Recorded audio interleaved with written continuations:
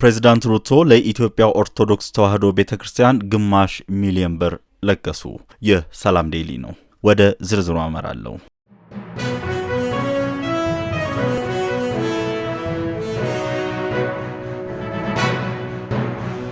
የኢትዮጵያ ኦርቶዶክስ ተዋሕዶ ቤተክርስቲያን በአገረ ኬንያ የናይሮቢ እምብርት ላይ ዓመታትን ያስቆጠረ ቤተክርስቲያን አላት። ሁለተኛው ቤተክርስቲያን ደግሞ ሰሞኑን ገንብታ ለአገልግሎት አብቅታለች። ይህ የቅዱስ ጊዮርጊስ ቤተክርስቲያን በሰሜን ኬንያ መርሳቤት ክፍለ ሀገር ለኢትዮጵያውያን ስደተኞች የተገነባ ነው። ቤተክርስቲያኑ የምስራቅ አፍሪካ አህጉረ ስብከት ሊቀ ጳጳስ ብፁዕ ወቅዱስ አቡነ ማትያስ እና ሌሎች አባቶች በቦታው ድረስ በመሄድ ባለፈው ሳምንት ባርከው አገልግሎቱን አስጀምረዋል። ይህንን የተመለከቱት ፕሬዝዳንት ሩቶና የአካባቢው አስተዳደር ደስታቸውን ገልጸዋል። ቤተክርስቲያኑ ከኢትዮጵያውያን ባለፈ በአካባቢው ለሚኖሩ ኬንያውያን ወደ እግዚአብሔር ቤት መሰባሰቢያ እንደሚሆን በመተማመን ለቤተክርስቲያኗ የገንዘብ ድጋፍ አድርገዋል። ፕሬዝዳንቱና የአካባቢው አስተዳደር ያሰባሰቡት ግማሽ ሚሊዮን ሺሊንግ በአሁኑ ምንዛሬ ከ600 ሺህ ብር በላይ ነው። ዛሬ ለናይሮቢ መድኃኔዓለም ቤተክርስቲያን አስረክበዋል።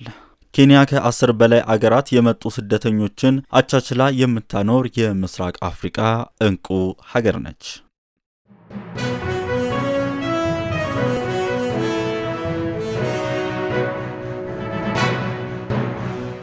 ከኤርታሌ የሚወጣው ጭስ አፍዴራ እየደረሰ ነው። እንደ ደመና ሆኗል። ክትትል ያስፈልገዋል። ሰመራና አዲስ አበባ ዩኒቨርሲቲዎች እንደገለጹት ኤርታሌ አካባቢ ያለ ማህበረሰብ ባይኖርም ከግጦሽ መሬት ፍለጋ የሚሄዱ ሰዎች ስለሚሄዱ እንዲመለሱ በቅርበት እየተከታተልን ነው። የክልሉ አደጋ ስጋት ኤርታሌ ዛሬም በድጋሜ አዲስ ፍንዳታ መጀመሩን የአዲስ አበባና ሰመራ ዩኒቨርሲቲዎች እንዲሁም የአፋር ክልል አደጋ ስጋት አመራር ኮሚሽን ተናግረዋል። የሰመራ ዩኒቨርሲቲ የጂኦሎጂ መምህርና ተመራማሪ መምህር ኖራ ፍንዳታው ዛሬ መከሰቱ እውነት ነው፣ ምንም ጥርጥር የለውም፣ መረጃውን ልከውልናል ብለዋል። ከኤርታሌ የሚወጣው ጭስ አፍዴራ እየደረሰ ነው እንደ ደመና ሆኖ ያሉት ተመራማሪው ይህ የአፍዴራ የፍንዳታ ጉዳይ ገና ነው። ከዚህ በፊት ለስራ ሄጄ ባየሁት መሰረት ስንጥቅ አለው። ከስራ ከተመለሰን በኋላም ከኤርታሌ ተነስቶ ከአፍዴራ በስተሰሜን በኩል የሚያልፍ ስንጥቅ አለ ሲሉ ገልጸዋል። በአዲስ አበባ ዩኒቨርሲቲ የጂኦፊዚክስ ስፔስ ሳይንስ አስትሮኖሚ ኢንስቲትዩት ተመራማሪ ፕሮፌሰር አታላይ አየለ በበኩላቸው ንዝረቱ አለ፣ ግን የተመዘገበ ነገር የለም በመሬት መንቀጥቀጥ ደረጃ ብለዋል።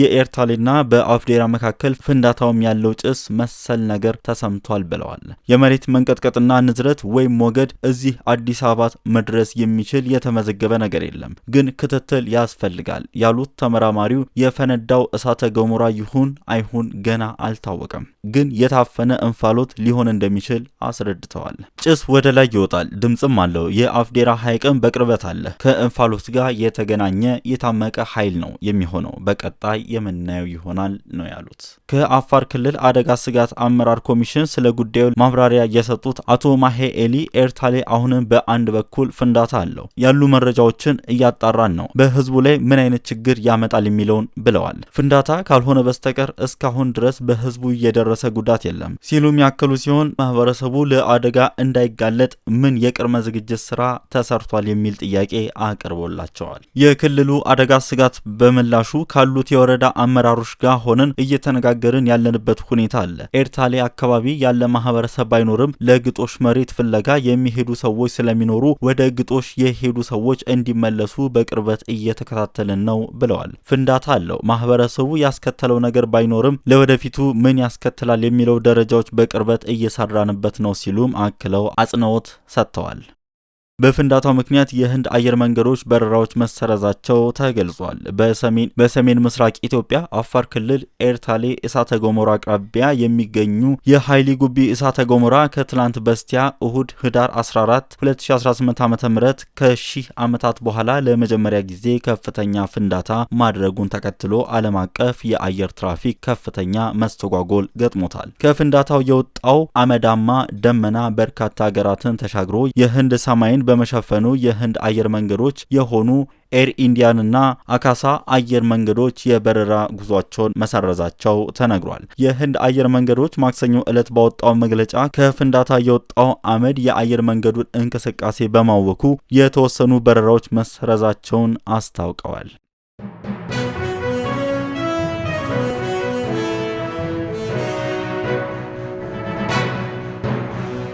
የማርበርግ ቫይረስ ለመቆጣጠር የክስተት አስተዳደር ስርዓት በመዘርጋት እየተሰራ ነው ሲሉ ኢንስቲትዩቱ ገልጸዋል። የማርበርግ ቫይረስ በራስ አቅም መከላከልና መቆጣጠር የሚያስችል አገር አቀፍ ግብረ ኃይል በመቋቋምና የክስተት አስተዳደር ስርዓት በመዘርጋት በትኩረት እየተሰራ መሆኑን የኢትዮጵያ ሕብረተሰብ ጤና ኢንስቲትዩት ገለጸ።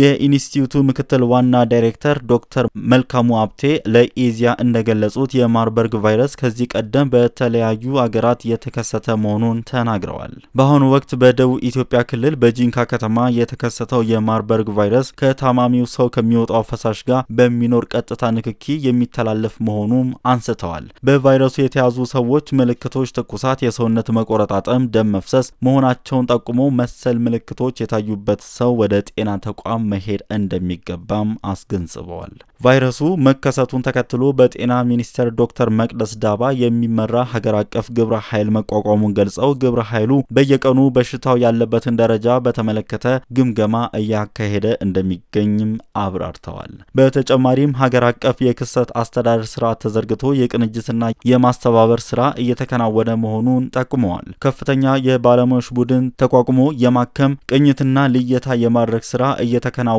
መሆኑንም ተናግረዋል። በአሁኑ ወቅት ምርመራ የሚደረግበት ተንቀሳቃሽ ላብራቶሪ ወደ ጂንካ ተልኮ እየተሰራ መሆኑን ጠቅሰው ለሕክምና የሚደረጉ የሎጂስቲክ አቅርቦት ተደራሽነት መደረጉም ገልጸዋል። በሽታውን ለመከላከል ከትራንስፖርትና ሎጂስቲክ ሚኒስቴር፣ ከሃይማኖት አባቶች፣ ከመገናኛ ብዙሃንና ሌሎች ባለድርሻ አካላት ጋር እየተከናወኑ ያሉ ተግባራት ተጠናክረው እንደሚቀጥሉም ተናግረዋል። ኮቪድ-19 በተከሰተበት ወቅት ዝግጅት ላይ መስራት ከምላሽ ስራ ይልቅ ውጤታማ እንደሚያደርግ ግንዛቤ በመውሰድና ልምድ በመቅሰሙ የሰው ኃይል ስልጠና፣ የሕክምና ተቋማት የማስፋፋትና አቅማቸውን የማሳደግ ስራ መስራቱ ተናግረዋል። ከጤና ሚኒስቴርና ከኢትዮጵያ ሕብረተሰብ ጤና ኢንስቲትዩት ተከታታይነት ያለው መረጃን በመስጠት የተግባቦት ስራን ለማጠናከር እንደሚከወን ጠቁመዋል። ማህበረሰቡ ከሚመለከታቸው አካላት ብቻ የሚወጡ የጥንቃቄ መልእክቶችን በመተግበር በሽታው መከላከል እንዳለበት ገልጸዋል። ጥያቄ ያለው ሰው በነጻ ስልክ መስመር 83 35 አሊያም